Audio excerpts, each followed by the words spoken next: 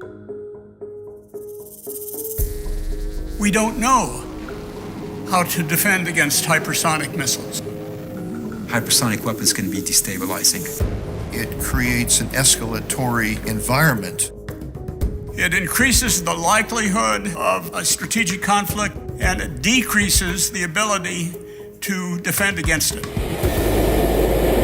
Flight speed is often compared to the speed of sound. The speed of sound, that's Mach 1. Sound travels through air about 10 times as fast as we drive on the freeway. Commercial airliners, for example, fly subsonically, right under Mach 1. A modern fighter can travel supersonically at Mach 2 or 3. Anything Mach 5 and above, we're calling hypersonic speeds. Mach 25 is about the upper limit.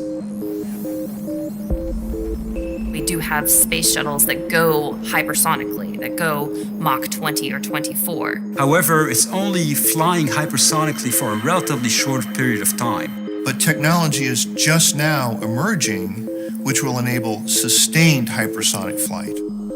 There are three primary hurdles to the development of hypersonic weapons. First, the aerodynamics and flight control at hypersonic speeds are a major challenge. The second has to do with material science. You could think of it as flying into this blowtorch. The faster a vehicle flies, the pressure and temperature rises exponentially. So you have to have materials that can withstand the high temperatures over a long period of time. The third challenge involves the propulsion system of hypersonic cruise missiles. Once you reach Mach 5, you can't use your traditional jets and just make them go faster. You need a completely different design to unclutter the flow path and sustain combustion of the supersonic airflow inside the engine. It has been compared to lighting a match in a 2,000-mile-an-hour wind. And then the integration of all of these technologies into a weapons system is in itself a challenge. The three countries that are getting close to being able to deploy them are Russia, China, and the US. It's probably less than a decade for these top three countries. Other countries, however, are much farther behind, in part because the technical challenges and the engineering challenges for these weapons require massive amounts of investment. And so they would require extensive foreign assistance. However, as time goes on, the knowledge related to these technologies are going to start proliferating. There really are two types of missiles emerging: hypersonic cruise missiles and hypersonic glide vehicles. Hypersonic cruise missiles are powered all the way to their targets using an advanced propulsion system called a scramjet. These are very, very fast. You may have 6 minutes from the time it's launched until the time it strikes.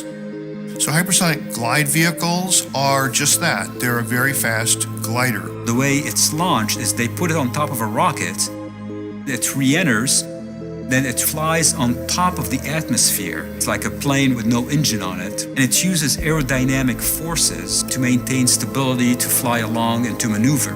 Because it's maneuverable, it can keep its target a secret up until the last few seconds of its flight.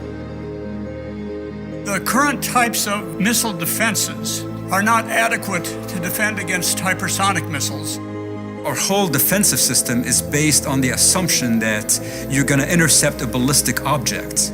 A ballistic missile is like a fly ball in baseball. The outfielder knows exactly where to catch it because its path is determined by momentum and gravity. It's a different scenario. The combination of the maneuverability and the speed makes hypersonic missiles unpredictable and extremely difficult to defend against. The faster you go, the more kinetic energy you have. In some cases, you may not need to put any explosives on it. The kinetic energy of the vehicle itself is sufficient to be able to cause quite a bit of destruction. Most countries use some form of what we call an OODA loop when they're making decisions about whether to respond to a threat or not. You observe a threat, you figure out where it's coming from, then decide whether you need to respond, and then act on that decision. How are you going to shoehorn all those steps into 6 minutes? There are two implications here. The first is that people will become more trigger happy. The compressed time frame to make a decision makes people much more likely to want to be the first strike as opposed to the second strike, because you can't preserve your second strike capabilities. The second implication is that if you can't defend against a decapitation attack, then you have to devolve command and control of your weapons into the field. To the military rather than to the national leaders. That runs the risk of an accidental strategic war. Another possibility is to disperse your strategic weapons. That runs the risk of the weapons being seized by terrorists. Another possibility is to go to a strategic doctrine called launch on warning. And finally, you can just decide in a crisis that there is going to be a full-scale strategic conflict, and you strike first. None of these options is very good. I think the world will be a more dangerous place unless we have some sort of an agreement with each other to not share those technologies. The end state that we're trying to avoid is the proliferation of hypersonic technology, not just to rogue nations, but also to nations with regional rivalries that could prove to be very destabilizing. What we're recommending is a kind of addendum or amendments to the missile technology control regime. This regime could be supplemented with some controls on hypersonic components. It would be a waste of time to do this if the US or Russia or China plan to export complete missiles. If you can just start with a trilateral agreement between these three major nations, that would be taking a really effective step in terms of controlling the proliferation of these weapons. I am optimistic about the US, Russia, and China.